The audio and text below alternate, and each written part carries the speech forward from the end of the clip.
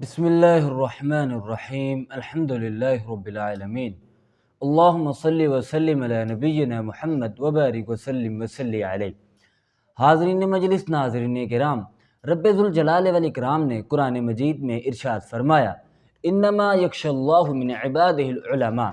رب ذوالجلال والاکرام سے حقیقی معنوں میں اگر کوئی ڈرنے والا ہے تو وہ علماء ہیں۔ نبی رحمت صلی اللہ علیہ وآلہ وسلم نے ارشاد فرمایا، العلماء ورثۃ الانبیاء، جو علماء ہیں وہ انبیاء کے وارث ہیں، اور انبیاء نے اپنی وراثت میں درہم و دینار نہیں چھوڑے بلکہ دین اور اسلام اور شریعت کا فہم چھوڑا ہے،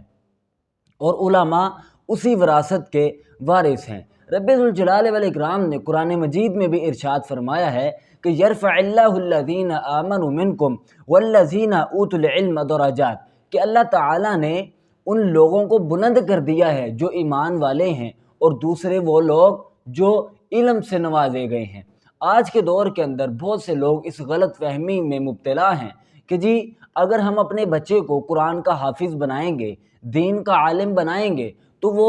دنیاوی زندگی کے اندر بڑی تنگ نظری کا شکار ہو جائے گا، اس کے معاملات بڑے ڈسٹربنس کا شکار ہو جائیں گے، معاشرے کے اندر اس کا کوئی وقار، کوئی اس کی عزت اور کوئی احترام نہیں کرے گا۔ لیکن یہ بات سراسر غلط اور جھوٹ پر مبنی ہے۔ نبی رحمت صلی اللہ علیہ وآلہ وسلم کے مبارک ارشادات اور رب ذوالجلال والاکرام نے جو قرآن مجید کے اندر ارشادات فرمائے ہیں، ان کو سامنے رکھ کر اگر دیکھا جائے تو انسان اس بات کو واضح طور پر روز روشن کی طرح اس بات کو سمجھ سکتا ہے کہ رب ذوالجلال والاکرام نے علماء کو، دین کے طالب علموں کو اور اسلام اور شریعت کے بالادستی کی بات کرنے والوں کو کس قدر اعلیٰ مقام سے سرفراز فرمایا ہے۔ رب ذوالجلال والاکرام نے قرآن مجید میں ارشاد فرمایا ہے، هل يستوي الذين يعلمون والذين لا يعلمون، کیا جاننے والا اور نہ جاننے والا برابر ہو سکتے ہیں؟ اور اگر شریعت محمدی میں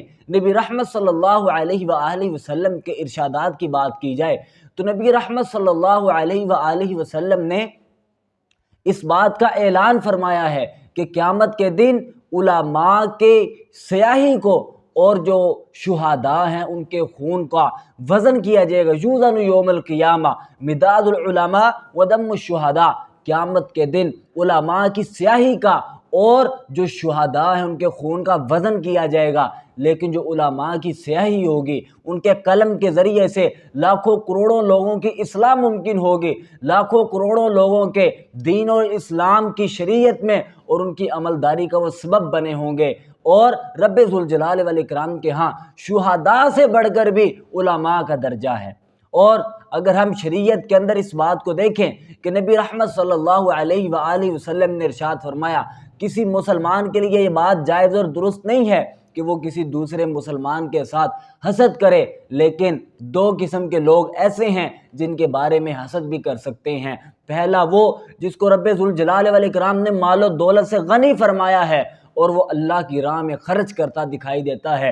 دیکھنے والا دیکھے اور رب جلیل سے دعا کرے، اے اللہ کاش تو نے مجھے بھی ایسا مال و دولت سے، مال و زر سے نوازا ہو، میں بھی تیری راہ میں اسی طرح بڑھ جڑ کے تقسیم کروں۔ اگر حج کا معاملہ ہے، زکوٰۃ کا معاملہ ہے، غرباء میں صدقات و خیرات کا معاملہ ہے، ہر لحاظ سے میں تیری راہ کے اندر بڑھ چڑھ کے خرچ کروں۔ دوسرا شخص وہ ہے، وہ عالم ربانی ہے جس کو رب ذوالجلال والاکرام نے دین کی فہم و فراست سے نوازا ہے، وہ رب ذوالجلال والاکرام کے عطا کردہ علم کے مطابق وہ لوگوں کے درمیان فیصلے کرتا ہے۔ دیکھنے والا اس بات کی خواہش کرے، کاش مجھے رب جلیل نے ایسا علم سے نوازا ہو، میں بھی لوگوں کے درمیان اسی طرح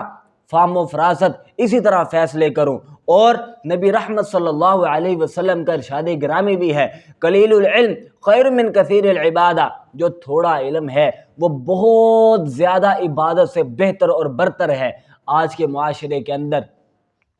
بد چلنی عام ہے، حیا کے پہلو کو نظر انداز کر دیا گیا ہے، معاشرے کے اندر بے راہ روی کے شکار بیسیوں ہزاروں کروڑوں لوگ ہیں، اور معاشرے کے اندر بد امنی بہت پھیل چکی ہے، اس کا واحد حل اور ذریعہ یہ ہے اپنے بچوں کو، اپنے بڑوں کو، اپنے بزرگوں کو، ہر کلاس کے لوگوں کو دین الاسلام کی، شریعت کی بالادستی قائم کرنے کے لیے اجاگر کیا جائے، ابھارا جائے اور دین الاسلام سکھایا جائے۔ نبی رحمت صلی اللہ علیہ وسلم کا ارشاد گرامی ہے، جو دین سیکھتا ہے اس کے لیے مچھلیاں پانیوں میں، خشکی میں اور ہر جگہ پر چرند پرند اس کے لیے دعائے رحمت کرتے ہیں۔ آج کے دور میں معاشرے کو اگر بہتری کی طرف گامزن کرنا ہے تو بچوں کو تعلیم دلوانا ہوگی، اور دنیاوی تعلیم کے ساتھ ساتھ دینی تعلیم کو لازم کرنا ہوگا تاکہ ہماری دنیاوی اور اخروی نجات ممکن ہو سکے۔ رب ذوالجلال والاکرام سے دعا ہے